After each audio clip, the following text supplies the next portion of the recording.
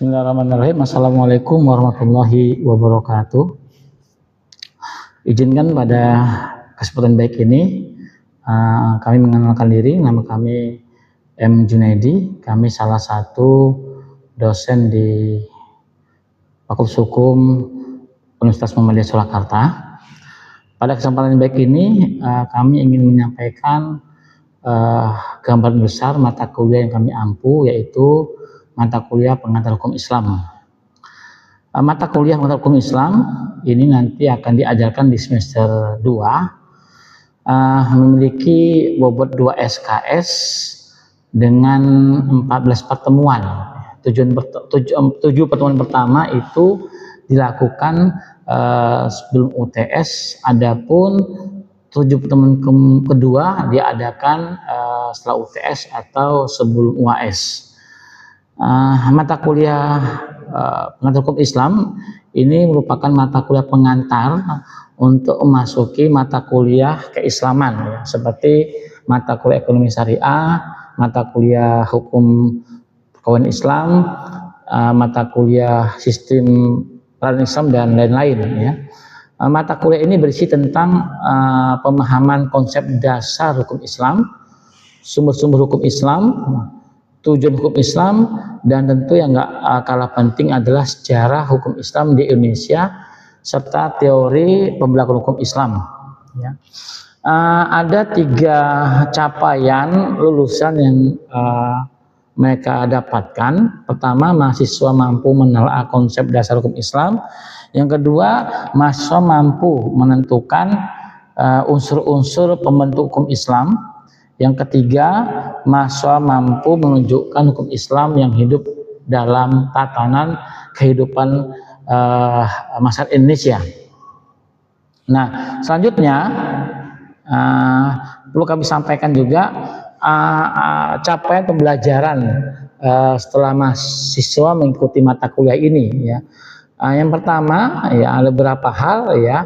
Yang pertama, mahasiswa mampu menjelaskan definisi dan sejarah perkembangan hukum Islam dan menjelaskan perbedaan antara syariah dan fikih dan hukum Islam tentunya.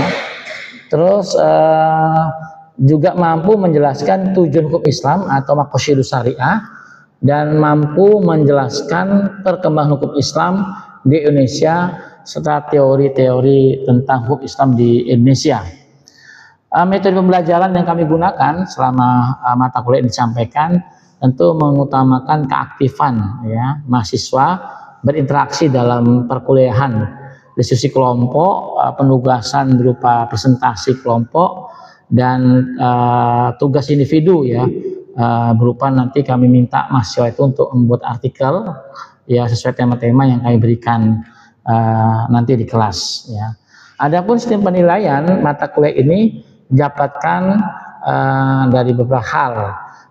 Tentu yang pertama kehadiran, terus UTS, UAS, dan tugas individu kelompok, dan juga yang nggak kalah penting keaktifan mereka. Jadi mahasiswa itu akan dinilai selama kuliah aktif dalam perkuliahan, juga itu akan kami nilai secara tersendiri. Selanjutnya demikian yang dapat kami sampaikan. Jadi ada 14 pertemuan tadi, ya. Jadi mata kuliah ini akan disampaikan di semester 2, ya, untuk yang masih relatif baru. Demikian informasi mata kuliah ini kami sampaikan. Setelah ini akan kami tampilkan proses belajar mengajar mata kuliah ini dengan pengantar hukum Islam. Selamat menyaksikan. Terima kasih. Wassalamualaikum warahmatullahi wabarakatuh. Ya, baik. Assalamualaikum warahmatullahi wabarakatuh. Ya, pagi ini kita akan lanjutkan kuliah kita. Hari ini kita akan masuki pertemuan ketiga. Tema kita adalah maqasidus syariah atau tujuan syariah. Sebelum kita mulai, ada baiknya saya ingin mereview materi yang lalu, ya. Saya ingin nanya apakah Anda memahami atau belum, ya, materi kuliah minggu lalu. Saya ingin, ya, ini wajib putih nih. Ayo gas. Coba Anda jelaskan apa yang dimaksud syariah dan fikih dan berikan contohnya. Nah, singkat aja. Menurut saya itu aturan yang bersumber dari Allah dan Rasul. Nah, sifatnya itu absolut dan universal.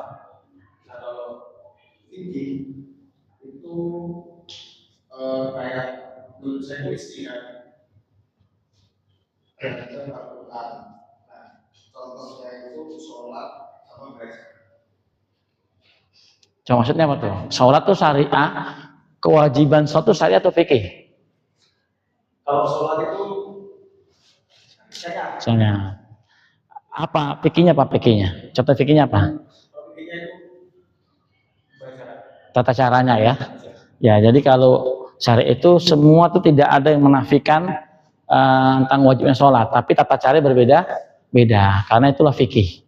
Oke, kita masuk pertemuan ketiga mau syariah ya. Sebelum saya jelaskan, ada yang pernah dengar istilah ini? Ya.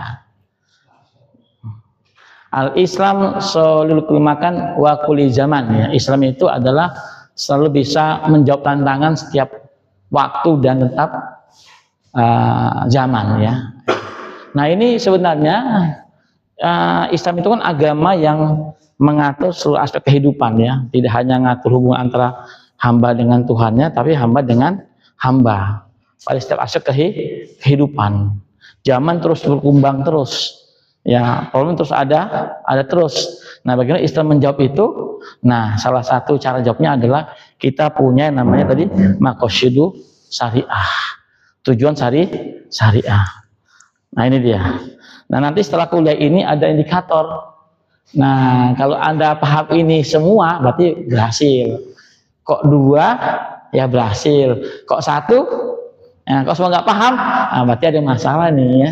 Saya atau kalian semua yang bermasalah ya. Nah, ini indikator kita nih ya. Setelah kuliah ini ada ini. Kita cek nanti. Baik. Nah, ini dia. Nah, maksud. Jadi maksud itu adalah jamak dari maksud atau tujuan. Ya, tujuan ya. Syariah artinya apa? Tujuan ya syariat Islam. Tujuan syariat Islam itu diturunkan. Apa sih tujuannya itu ya? Secara garis besar tujuannya ini sebenarnya ini tujuan ini.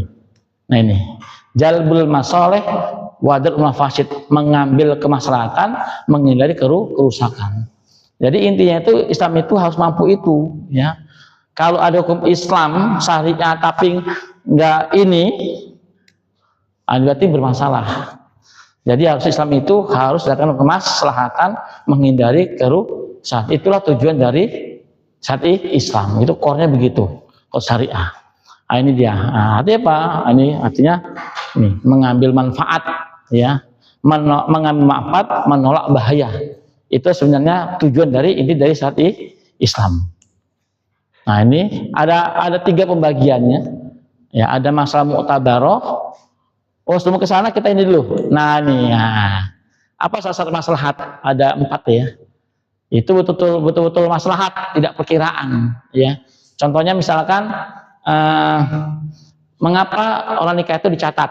Nah, ada kemaslahatannya, bukan perkiraan ya, karena untuk melindungi wanita. Yang kedua, ini umum, bukan untuk satu kelompok. Oh, partai kelompok ini untuk maslahat, enggak, itu semua manusia. Yang ketiga, tentu tujuan enggak harus sesuai dengan tujuan syariah ya, maslahat itu. Yang keempat ini dia.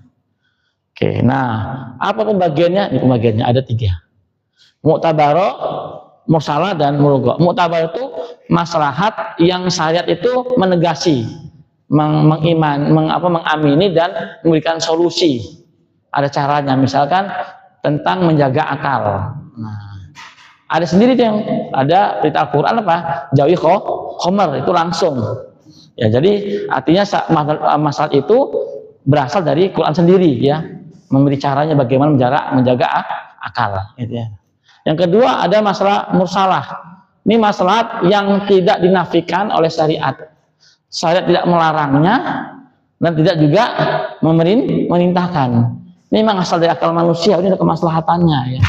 Misalnya pakai helm, lu pakai helm nyuruh siapa? Quran kan kagak. ya kan? Nikah dicatat kan enggak? Itu demi kemaslahatan. Itu masalah mursalah namanya, ada kemaslahatan sana gitu ya. Nah yang ketiga masalah mulgo, ini kemaslahatan dianggap orang masa tapi itu enggak. Lu pada zaman Nabi itu terjadi, ada orang-orang yang membuat hadis palsu untuk kepentingan politik. Satu waktu zaman Abbasiyah ada hadis yang ini kata Nabi, apa kata Nabi?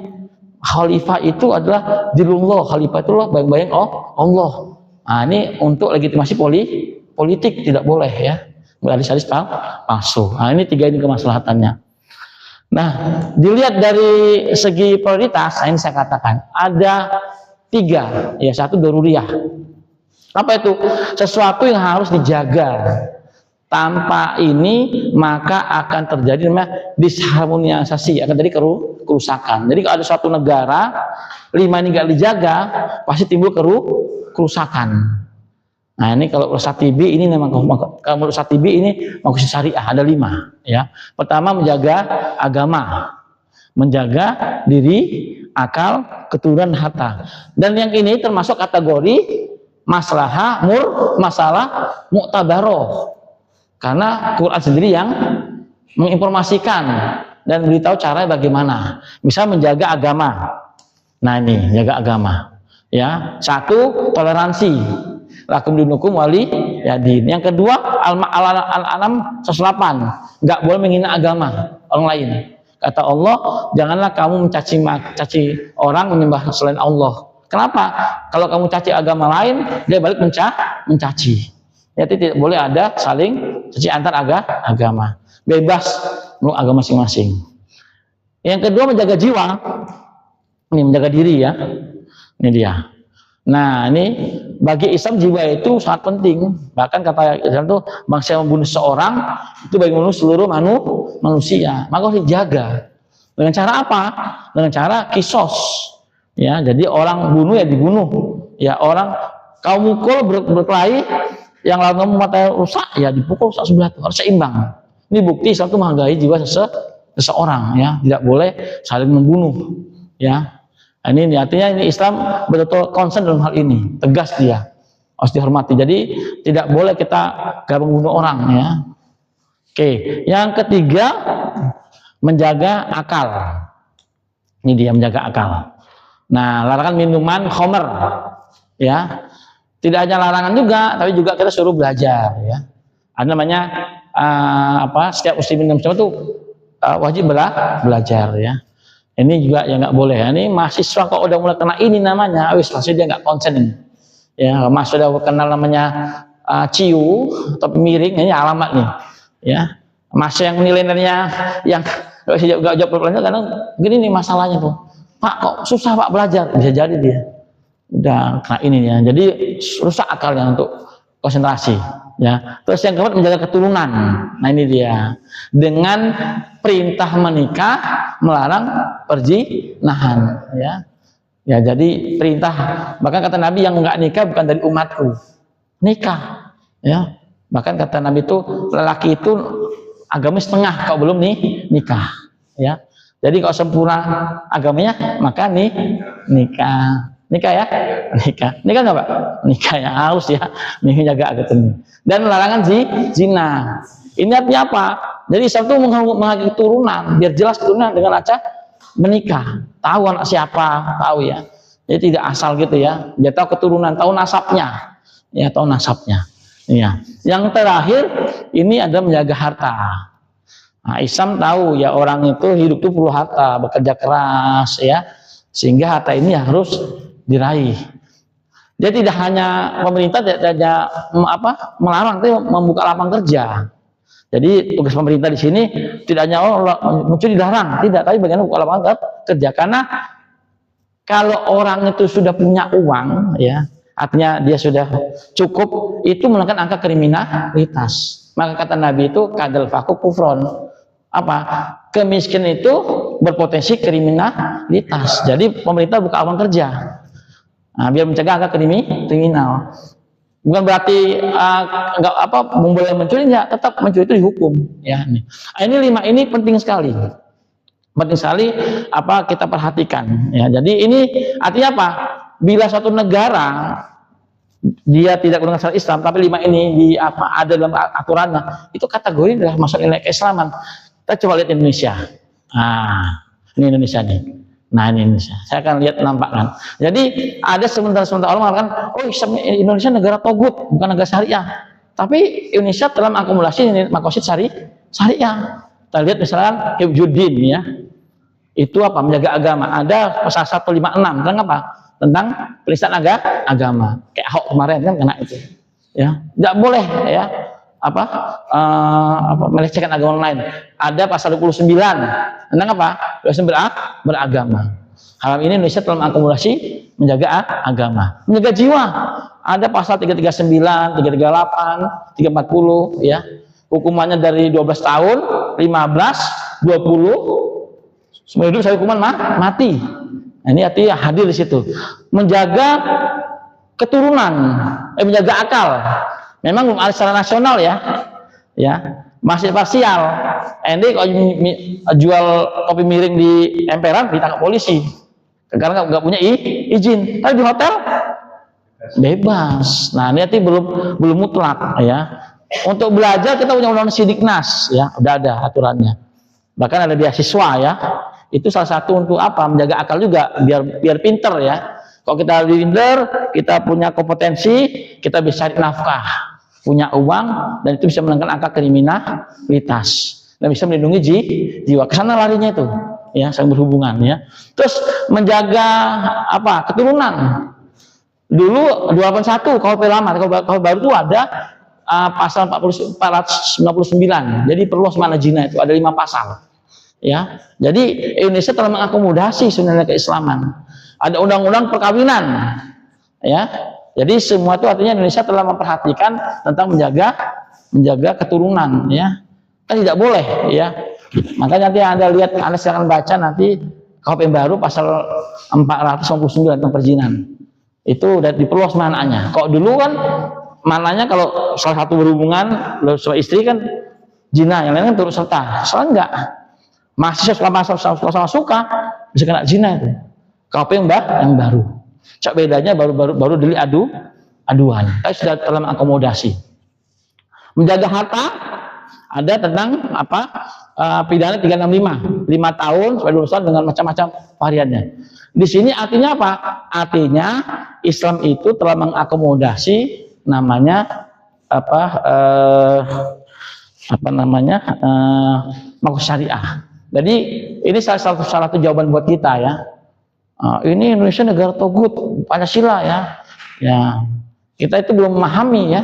Artinya walaupun kita bukan negara agama, tapi nilai-nilai Islam itu ada. Ini memang makosid syariah. Jadi ada nilai-nilai universal ya, yang itu diamini oleh seluruh dunia, seluruh budaya dan bangsa. Ada nggak bangsa yang bolehkan pembunuhan? Tidak ada. Ada nggak bangsa yang boleh namanya tentang misalkan melecehkan agama? Tidak ada ya. Di sini artinya Islam itu mengakomodir universal. Jadi setelah ini ada 5 ini. Nah, ini sebenarnya jawaban kita bahwasanya bahkan kalau ada undang-undang ya, undang-undang misalkan itu bertentangan dengan nilai kemanusiaan, itu bisa di JK ya, Pak, judicial review di Mahkamah Konstitusi karena berlawan dengan Pancasila. Pancasila itu ya ini itu ya. Pancasila itu kan background dari nilai keislaman ya. Makanya Anda lihat Pancasila dalam Undang-Undang 45 tidak ada satu pasal pun yang bertentangan dengan nilai keislaman. Ini harus kita pahami ya. Jadi ini yang harus kita pahami. Jadi jawabannya apa? Artinya Indonesia itu ya, meskipun dia bukan negara agama Islam, tapi dia telah sesuai dengan makosid syariah, telah membuat mengakomodasi 5 tersebut, menjaga agama, menjaga keturunan, menjaga jiwa, menjaga harta, dan menjaga akal ya, telah diakomodasi. Oke, mungkin di sini ada pertanyaan, mungkin silakan bertanya. Ada? Oke, apa? Silakan.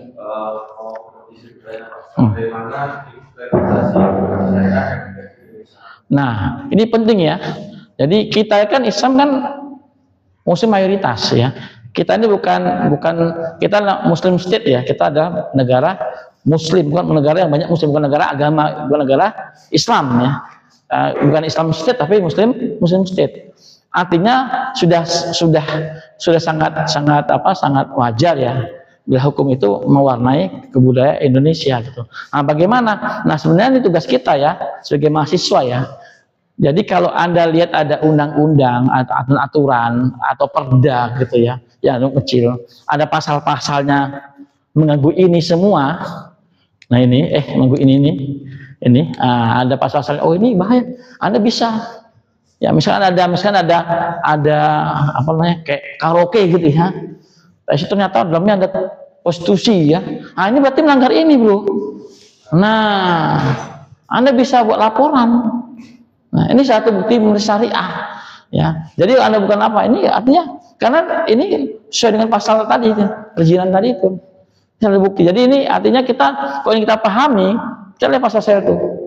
Bisa kita adakan apa ya seperti gugatan lah gitu ya, karena pasal tersebut melanggar syariah ya, melanggar ini dan ini ada semua. Kalau cerita tadi, kok ini ya, misalnya tadi ada seperti apa ya klub malam itu, Anda bisa gugat dengan pasal perzinahan. Misal situ ada atau dengan pasal khamar misalkan. Nah, bisa itu. Ini salah satu implementasinya syariat itu dalam bentuk ini semua. Nah, ini tadi adalah yang doruri ya. Artinya apa?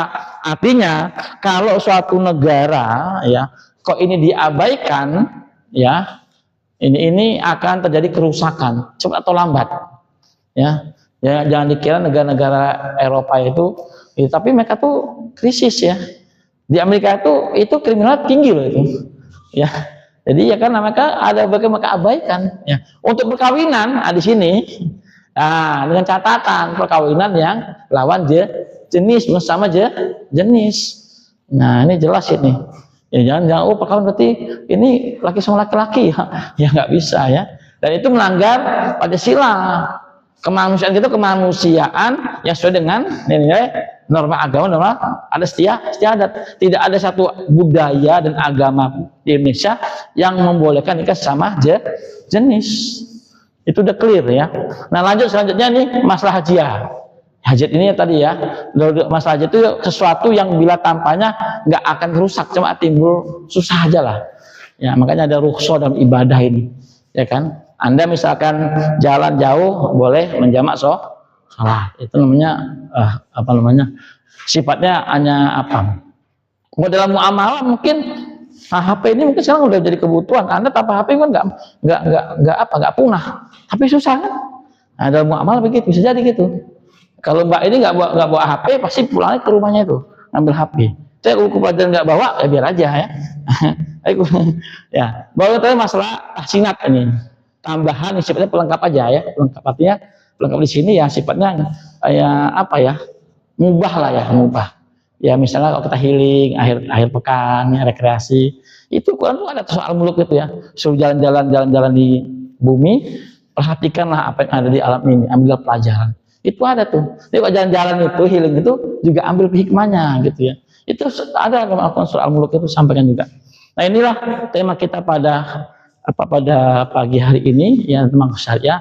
Harapan kami nanti tema-tema ini bisa kamu pahami dan kamu jadikan satu landasan ya dalam sebuah buat kebijakan, buat aturan apapun yang ini harus diperhatikan. Nah, ini harus diperhatikan ya. Kalau ini tetap Anda langgar, ini bahaya ya. Jadi jadi Anda bisa menganalisis ya aturan ada nggak aturan melanggar ini semua. Nah, kalau ada aturan ini bisa Anda gugat ya. Tapi bukan melanggar syariah. Anda lihat ke atas saja, lihat di konstitusi kita. Nah, pasti ada itu ya. Pasti ada. Oh, bukan gugatan asalnya melanggar syariah, enggak. Kita bukan negara Islam. Tapi Anda lihat ya ke atas itu pasti ada ya, karena 5 ini itu ya, ini sudah diakomodasi semuanya ada di mana? Di aturan kita. Khususnya menjaga agama, diri, akal semua ada diakomodasi oleh konstitusi di Indonesia. Nah, ini mungkin ada pertanyaan lagi. Jangan tanya, saya kasih poin loh. Nanya deh. Ada nanya nggak? Hah? Belum ya? Ya, nanya tak kasih poin. Oke. Terakhir ya. Apa kira-kira?